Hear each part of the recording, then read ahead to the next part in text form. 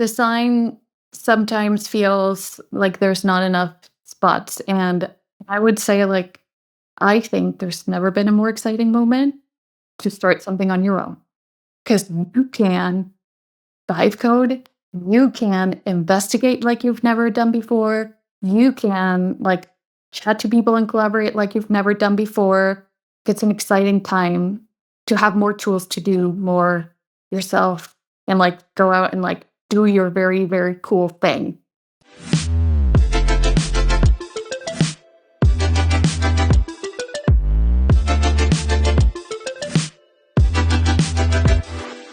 Welcome to the Technical Difficulties Podcast. I'm Liz Gerber and a design professor at Northwestern. And I'm Lauren Lynn, and I'm a student who has also worked in the design industry. Each week, we speak with women leaders in design and technology. Welcome back to the Technical Difficulties Podcast, where we celebrate the careers of amazing female designers and technologists. We're so excited to be joined by Bea Alessio, a visionary product leader at Google DeepMind, where she's helping shape the future of AI for design. From the recently released tools that let small businesses create scalable social media campaigns to AI-driven solutions supporting families in aging care, Bea builds tech that solves real human problems. In this episode, we dive into how she leads with purpose, iterates with impact, and bridges the gap between emerging technology and everyday lives. We can't wait to hear from you, Bea. Thank you so much for joining us today. It's my pleasure. Thank you so much for inviting me. It's an honor to be like joining you and your audience. Thank you for coming. So I hear you've been in the office since 5:30 this morning. What have you been doing and why? That's true. So it's an exciting day. We just released a model called Nano Banana Pro, which is like the next version for image model. So I'm gonna let people try it and the model speak for itself. But it's exciting to me for two things. One, it's a step up in terms of reasoning. So it has all of Gemini, so a big, large language model embedded in it, and it's much better at design. So I'm just like excited. Okay, but what can I do with it? Like, speak to me as if I've never used it before. Okay, you're able to go from natural language, so the way that you text your friends and family, write up specs, everything, your lessons, you're able to go from that, not a single prompt, but actually like pages and pages of information, and then turn that into a visual idea. So basically what this does is it puts together like the pixels for your ideas and it renders text around it. So it's really helpful.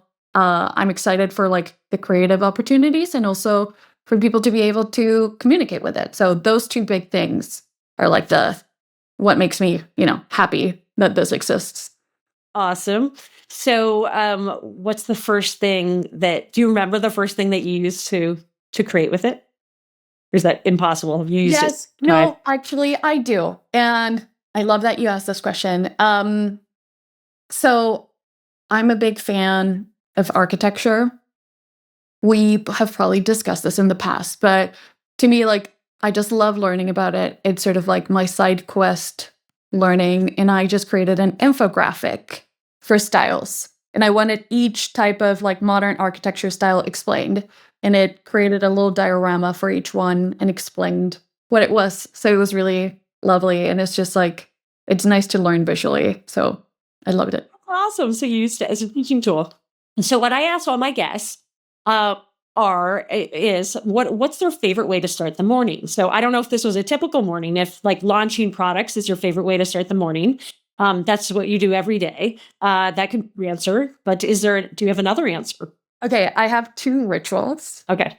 Because I'm a big like ritual person. I feel like it helps you structure your day and understand like when you're ramping up and when you're ramping down. Okay.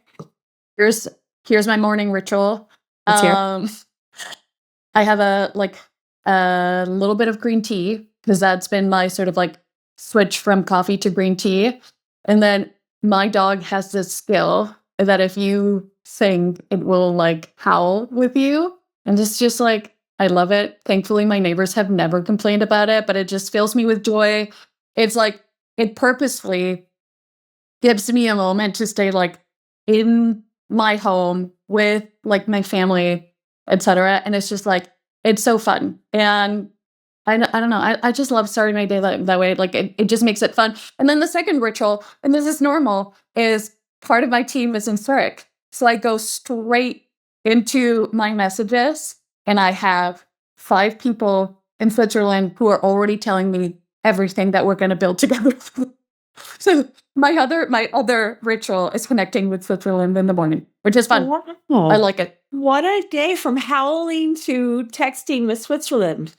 I know. Quite a, like, it's very grounded.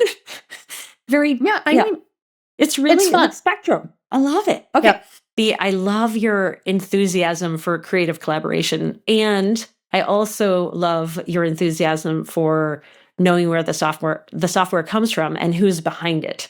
I think very exciting that you care about the leadership behind it. Thank you very much for acknowledging that. Okay, now we're going to get on to some of your questions, some questions around your career. So, question is, how did you get started in the field of design? Did you have a moment when you're like, I need to be a designer, or was it more sort of a slow process? I love this. And I promise to bring you a richer answer every time because you've heard the story like a couple of times. So I'm like, I'm going to make this exciting for Liz. So I think one thing that I want to flag is my dad's an architect and I always lived in sort of like a very design-aware house. Like he built the furniture of my house. He designed like my house itself. Like our beds were designed by him. So it felt like something like such a ingrained thing in my life that people could actually design the space that around you. And interestingly enough, when I was like getting to a point where I had to decide, I actually went to my dad and I was like, I think I want to be an architect. And he was like, no. And I was like, no to you? Did it Yeah. feel like a rejection? And thankfully you feel he rejected? followed up. No, thankfully he followed up. Okay. Because it could come off as like, no. And you know my other story. It could come off as like, you're just not gonna make it, love it. Like, Yeah. But he said it in like it clicked. He said that he didn't want me to feel like I just had like ideas and if they didn't get built, that was like, sort of like a defeat, right? Because that is sort of like a big challenge for architects. They need to like have clients, have like funding or work in a studio that's doing well. And it's a difficult skill. And I feel like it takes a lot of resilience for that type of design because you're working on a project that's like huge, right? It needs a lot of like funding. It needs a lot of traction to happen. So I think coming from a point. Yeah, I'm trying to understand, would to spare you from frustration or what? I think so. And then he followed up. So there was like a pragmatic side to this. Okay. And then he said something different, which was, I think, insightful. And then in hindsight, it's like, that makes sense. And he was like, you're always on your computer. Why don't you do something with computers? Oh, that's interesting. Yeah. So he Of was course, like, now architects are always on their computers, but yeah. but back Now, then, right? But my dad like sketched out all his designs. of course. That was insightful because I was the happiest when I was like on my computer and like Interesting. drawing on paint or something like that. So that means tech, right? I don't think he verbalized it as like, oh, that's tech. I think he Yeah. basically gave me 2 answers. One is like pragmatically go somewhere where you can build and you will feel the joy of building. And that's nice. And the other part was like, go for joy, go for where like you're sitting down and like, you know, showing me your drawing or showing me your design. So that was tech. And I Googled engineering and design because we didn't have a word for tech. We were just like engineering. Engineering and design led me to mechanical engineering, which I went and did 5 years of and loved it. And I was like, okay, this is so cool. This is technical. This is beautiful because we can build and like iterate. And it was like Arduinos and like interfaces. And I was like, this is it. This is me. I want to be technical and I want to be like design. That's what led me to design. So, B, you thought you were going to build buildings, and then you were going to build products, and then you were going to build interfaces, and then you drilled in on AI, they're just very different scales. Yep. which I find so exciting. And that you also let yourself go in these different directions. So it brings me to my next question, which was you had to like follow a nonlinear path, I guess I should say. And so I'd love to hear about some special moments, maybe learning moments, career defining moments. They may have been happy moments or maybe failure moments that really defined your career and how you got to where you are. Are you willing to share? Love it. Yeah. I feel like I love that you point out that it feels nonlinear because, like, for me, it's logical, but you're absolutely right. And I feel like I hear this from like other people who like write to me or anything saying, like, oh, I'm good at a lot of things or I'm like not excellent at one specific thing. So how did you know? And I feel like that is sort of like how you learn by trying. And for me, the constant was always like it was building. And a defining moment was going first through undergrad and mechanical engineering. I was like one of two women who were going through it. And I definitely felt like a little bit like set up to not succeed in a way. Like everyone around me was a little bit like skeptical of me being there. Like, remember, like I did undergrad in Mexico City. This is like a super manly, like this is cars, and what do you know about cars and like big machines? And they were kind of right. I didn't know anything about cars and big machines, but I Well, and kind of here's got working. And sorry. I didn't know anything about, sorry, I didn't mean to, I didn't know anything about cars, and everybody wanted to talk about cars. And frankly, I don't care about cars. Like, that was part of the problem. I was like, engineering is beyond cars, but everybody Me too. cars. And I was like, I love cars. I love You do looking like cars? at cars. I love looking at cars, right? Like I'm one of three women. My dad needed someone to go to car shows and like to look at old cars with. That was me. So I love looking at cars. So of course, like I come in, this has been a fault of mine with like high confidence, which I look back and I was like, girl, like what were you doing? It's like a engineer. But I come in, I was like, I like this. And I feel like through undergrad, like, yes, a level of refinement was that it was this sort of like questioning of why I was there, why I was doing what I was doing. And that feels to me helpful that people are sort of like asking you questions about why you're there, why you're trying to do something, because it like forces you to answer the question, right? And it helps you refine that, like, yeah, maybe it's not machinery that you want to design, but it is product that you want to design. So I feel like it's like perhaps to a full, like optimistic view of it, that people are going to question what you do. And it's just like a really opportunity to figure out like what brings you joy besides being perfect at it.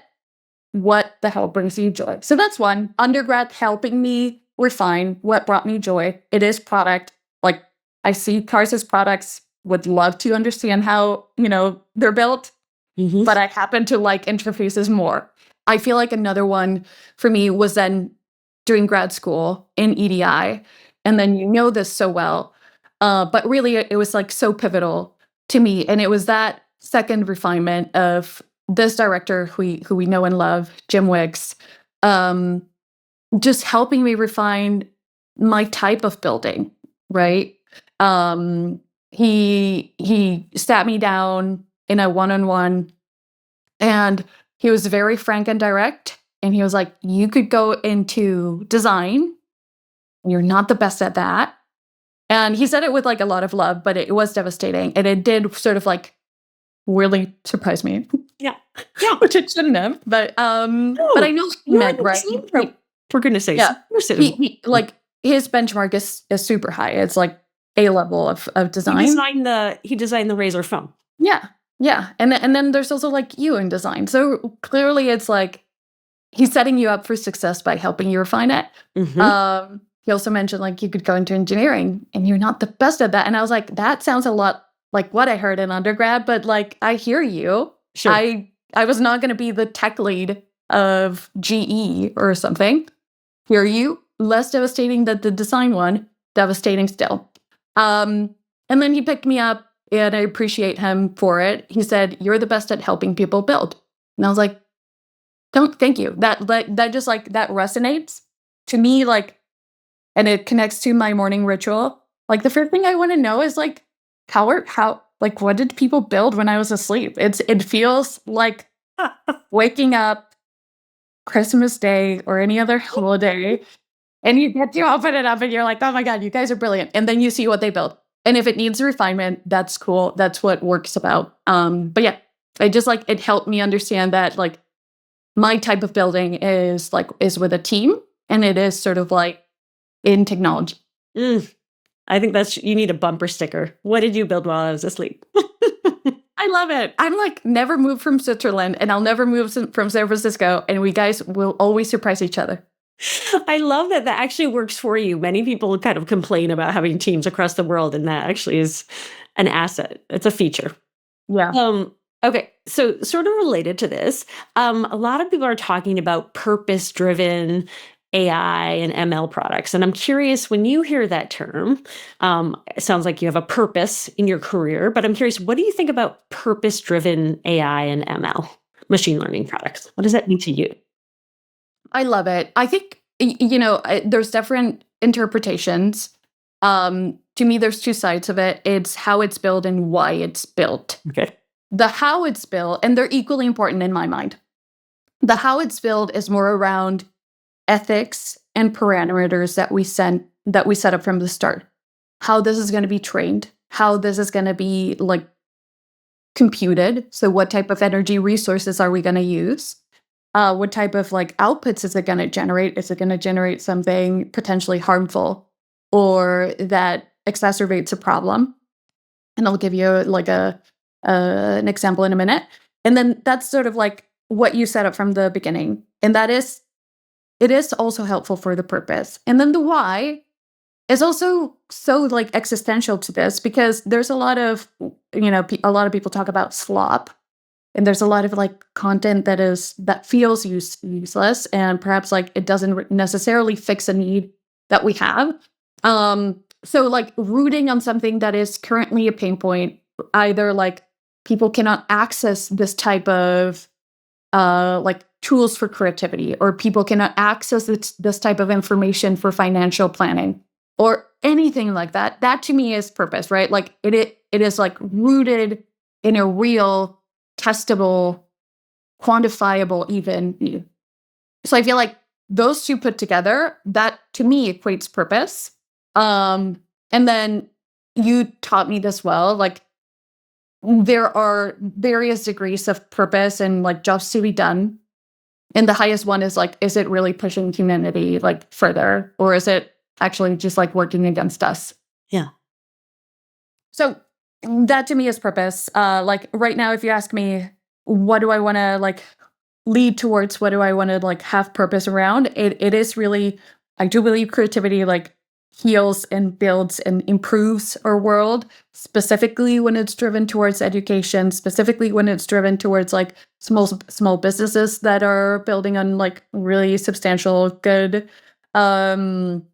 products and services. So those two are like my favorite two things to think. And then the third one, which I also have dabbled in, but I definitely am not an expert, is health. And I think that is an incredible mission. And I'm so happy that like there's a lot of AI investment around that. Okay, we're going to get into that for a moment, but a couple weeks ago, you were working with Google Labs, and you and your team released a new product that was helping small businesses. Can you talk a little bit about what that was and how you were thinking about that as purpose-driven? I find it really, I've been playing around with it a bit and find it really interesting. Do you mind explaining what that is? I love it. Okay, so I think I want to kind of describe a small business, because I think this was part of what the work that we did. And I think if when we started, we thought small businesses were like 10 people, and they needed help with like, I don't know, making more products. That was like our first idea. Okay. And then I think a level of refinement is like, these are actually single owners. This is 1 to 3 people. Really? That's mean. Yeah, because it's like we have to think not Silicon Valley way small businesses. This is middle America. These teams are making, or like small groups are making amazing products. Like we interviewed a ski designer who was working with two of his brothers. And that was a whole company. And they were like building it from scratch, Oh, very cool. getting the like timber to design to shipping it. Oh, really? Literally in the woods. Three people in Philadelphia. And it was like an amazing operation, but like it's that level of understanding the problem, right? Like 10 people, that's a full on like medium S&P business now. Yeah. Very cool. So I think like it's rooted on understanding it. And what we got to is what we wanted to measure, what we wanted to improve is the amount of time that they were spending making designs about their business, because it was all moving in Instagram, WhatsApp, Facebook, like it was social media driven. So it had to be cool because it had to be like natural and not sort of like placed artificially somewhere. And all we wanted to measure is like, is this taking strain and time so that they can focus on designing their skis or shipping them or thinking about like how to test them. So we started there and we were like, okay, then marketing designs it is. And what we did was like help them build a brand visually first, because that is a lot of expense at the beginning. And then helping that type of design permeate across their communication. So basically we imagined this as like, this is a sidecar. This is sort of like you're hiring this tool to save you time and to make sure that you communicate authentically. So can you explain briefly what it was? So by doing research, we found out that one of the biggest investments that like SMBs and that type of SMB made was creating their website. So usually they'll spend valuable time and money creating a website either on Squarespace or like many tools that are available that are super cool. And then what they'll do is they'll give that a go, populate it with information, my type of skis, my type of, we interviewed some honey makers in Appalachia, and that was beautiful. My type of honey. Yep. It was awesome. It was like a family. It's so many families. It's really like, it was enlightening. Small business is really a very powerful economic driver and livelihood for many, many people. And this is a tangent, but I understood it so like, it's because they teach each other traits, right? Like your father, your mother, your parents are like either bakers or makers or like farmers, and they teach that to you. So that's why there's so many small businesses that are rooted in family, because a lot of that knowledge has been like dispersed that way. So anyway, great tangent to learn about this. Hopefully, like wish my dad taught me architecture that way. He did, but then he encouraged you not to pursue it. Yeah. Anyway, he taught me something's up. But anyway, how it works is, okay, we honor that investment, which was a lot of like thinking your information goes into your website, because remember, that's how people find you these days. And then what we do is you can grab that URL, put it in our like little open box. And what we'll do is we're going to process all of that information that usually is like what you offer, the type of services that you have, but it also has something embedded in it that needed like more understanding, which was like your tone of voice and your style. And those are very abstract signatures that make you very unique, right? So the Ski brothers, they were all about like adrenaline and like, this is cool, and like pressure, and like that was their vibe, right? They were like hardcore writers. Okay. Super cool. The honey makers, that was connected to nature. If I have ever seen anything like that was like, they knew everything about bees, which was awesome. And then those are two very different signatures, right? Yeah. And the ability to grasp that from a website perhaps doesn't come off as like from first glance. I wouldn't have been able to detect that naturally. Right. Then we made like the model itself says that back to you, says like, this is what I understand from you. This is your DNA. That's what we call it. And exposes it and gives you a chance to correct it. So usually it was really interesting because one of the highest ranking capability, features that we have is that business DNA, because it's helpful, just like you have reflected me back and told me, where I want to, where I should grow, whatever. It's that reflection that is useful usually in a conversation. So we give that. Here are your colors. Here's your look and feel, and here's everything that like you've taken time to put into your website. So this assumes they have the website already. This is true. Yeah. Okay, so they've already built the website. This just the tool actually extracts assumes this from the website. Okay, but I have to say, Liz, like these are like HTML websites. Like this is like basic, like one-liners, and that's cool because then our job is to make it more beautiful, more interactive, whatever. So we grab from that, and then we generate campaigns for you. We generate like ideas of this is how you could think about skis. This is how you could think about olive oil. This is how you could think about honey. All real examples. Okay. And then we suggest them, and we make designs around it. So basically, that's closing the loop to what they would need to like go through the head, like mental gymnastic of every day waking up with an idea. Yeah. And every day thinking about how to position their product. So that is says in a nutshell, end to end what we do, and try to like make sure that in every step there's an open box, there's an edit button so that you're co-creating with the model every step. Yeah. So that brings the next question is, did you ever guess that you'd be working at a very large tech firm on AI products for people in Appalachia? Imagine if I said yes. Well, just the juxtaposition is interesting, right? I mean, I love it. I agree with you. It's surprising, and it's part of, I think, the sort of like the design process of starting with ideas or hypotheses loosely held, and actually taking the time to understand that you're not an expert into the field that you're coming into, because like we're not an expert in people's lives, in people's livelihoods. Yeah. And I feel like I'm thankful that I'm in a tech firm that has given me that wiggle room. Like, that's fantastic to me. Like, if you allow me to talk to people and build with a team, that's fantastic. That means we're rooted on like purpose, right? Like we're actually like thinking about an existing problem.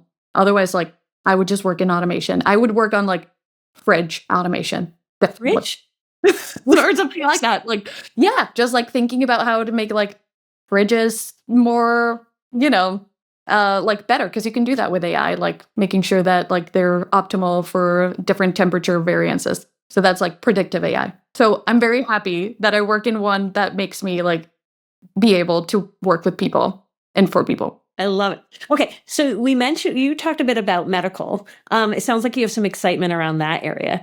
Tell me a little more about that. What excites you about that area?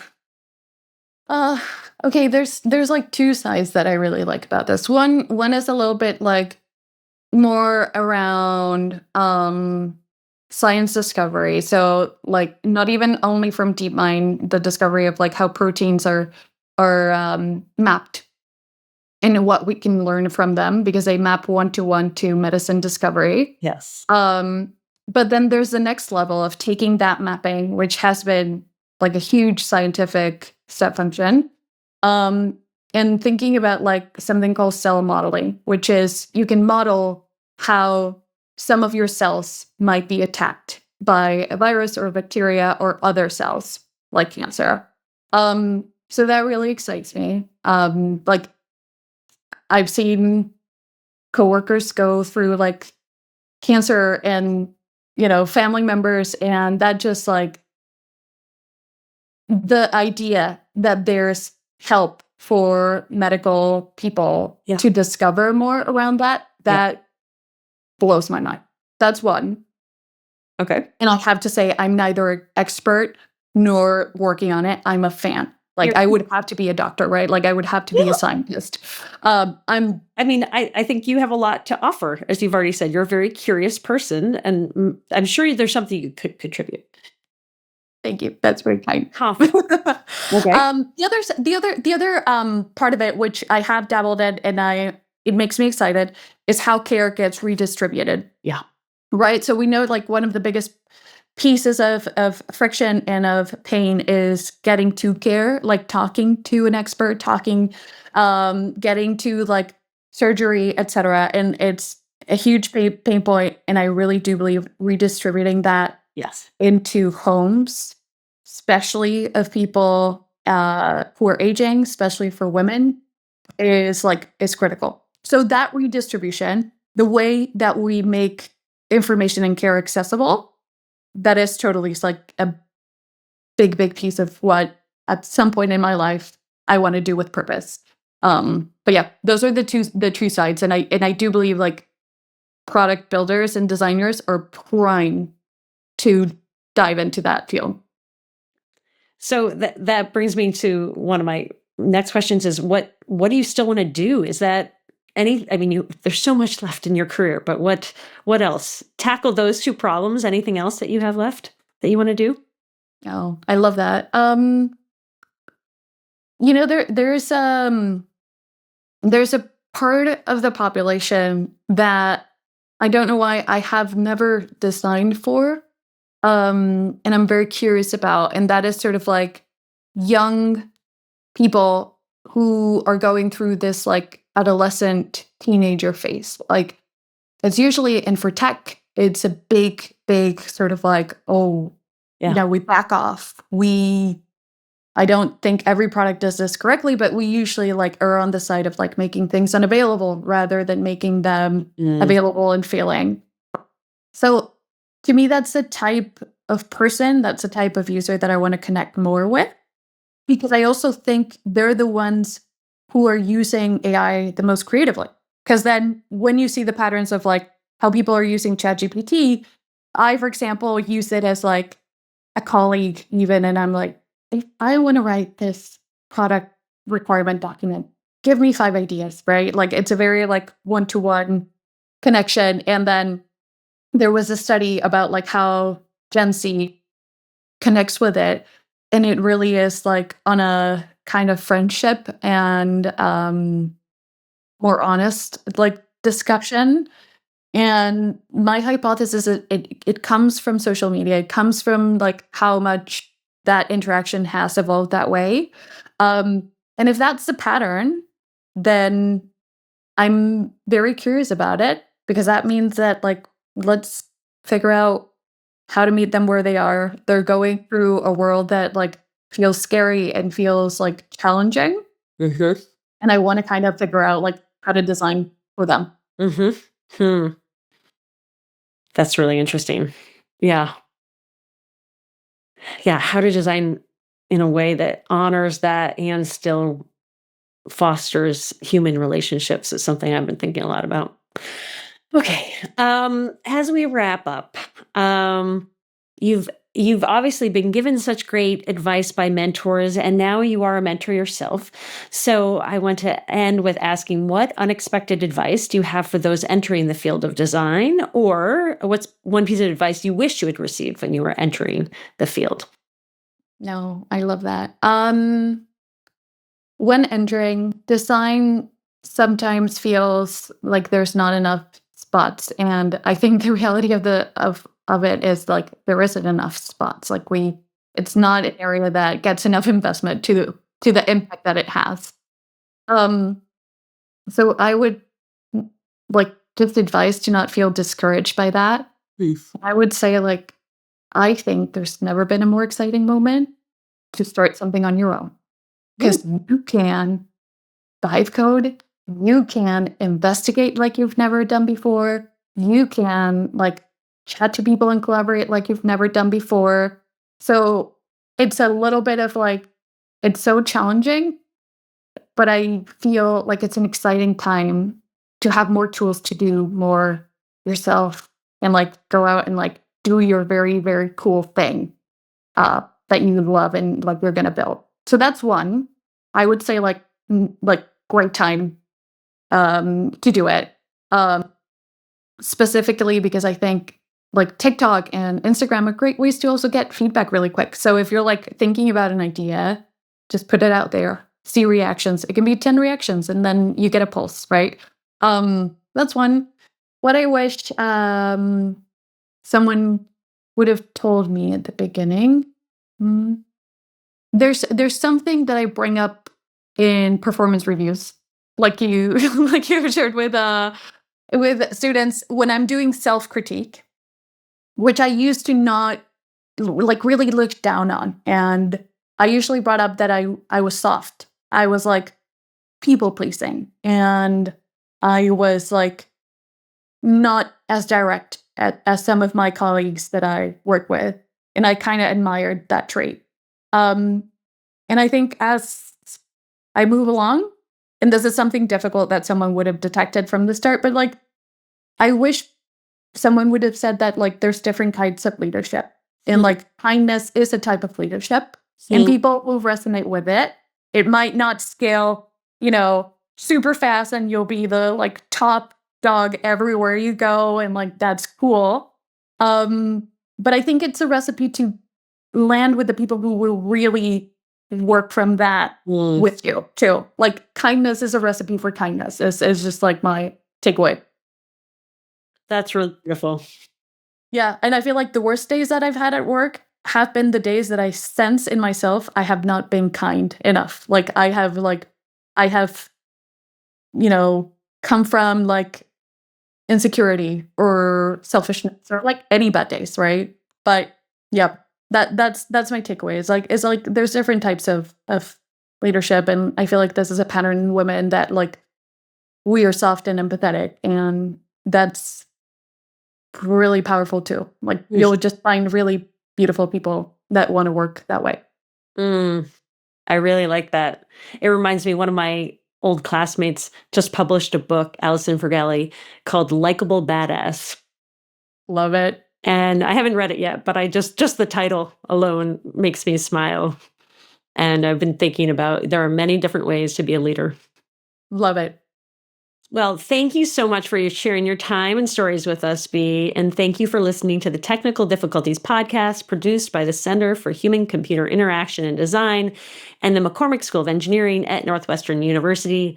That was Bea Alessio, and you can find more about her in the show notes. You can learn more about the show by going to technicaldifficultiespodcast.com.